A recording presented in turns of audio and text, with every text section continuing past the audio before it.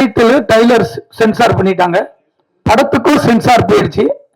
Censor board 2 title எப்படி title கொடுப்பாங்க? ஒரு 5 ஆண்டுகள் முடிஞ்சா கூட நம்ம பைலா பிரகாரம் திரும்ப அந்த டைட்டில் வந்து வேற ஆள் யூஸ் பண்ணிக்கலாம். ஆனால் ஒரே டைம்ல 2 டைட்டில். ஒரு சராசரி ஒரு சாதாரண விஷயத்தை சரி செய்யக்கூடிய ஒரு தயாரிப்பாளர் சங்கம் இங்கதான் மேல் மக்கள் கீழ் மக்கள் என்ற போல பிரிவினை உருவாக்குறார்கள். தொடர்ந்து சொந்த பணம் போட்டு தயாரிக்கிற தயாரிப்பாளர்களுக்கு இங்கு பாதுகாப்பு இல்லை.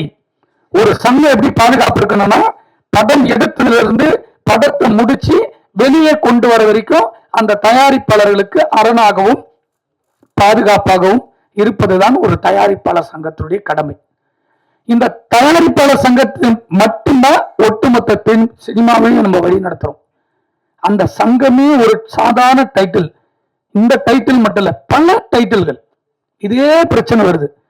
எனக்கு ஷாக்கா இருந்து உட்கார்ந்த கரை அப்படின்னு ஷாக் ஆயிடுச்சு. நாளைக்கு 31 படம் ரிலீஸ் ஆகுது. பாதிப்பு எங்க வருது? ஒரு தயாரிப்பாளர் சிறு படத்துக்கு எந்த படமே சோசியல் மீடியால தட்டினா எந்த படம் வரும்? நாளைக்கு படம் ரிலீஸுக்கு அப்புறம் நீங்க சோசியல் மீடியால தட்டினீங்கன்னா திருமலை பேசியிருக்காரு டைரக்டர் அப்படின்னு போட்டீங்கன்னா கரை வரும். நீங்க கரைன்னு போட்டீங்கன்னா தனுஷ் படத்துக்கு போயிடும் நேரா. இந்த படத்தினுடைய லிஸ்டே வராது யூடியூப்ல தட்டினா. ஆரி வந்திருக்காரு, இப்படி சிறு படத்தை ஊக்குவிச்சு வந்து இவர் பேர் போட்டாதான் அந்த படத்துக்கு வரும். நீங்க கரண் போட்டு எந்த படத்துக்கு வரும்? நேரம் தனுஷ் படத்துக்கு தான் போடும். சோசியல் மீடியால உனக்கு 5 டேஸ்க்கு அப்புறம் செக் பண்ணி பாருங்க, நாளையிலிருந்து. அப்போ ஒரு டைட்டில் வந்து ஒரு பாதுகாப்பு, ஒரு கதைக்கு எவ்வளவு முக்கியம்.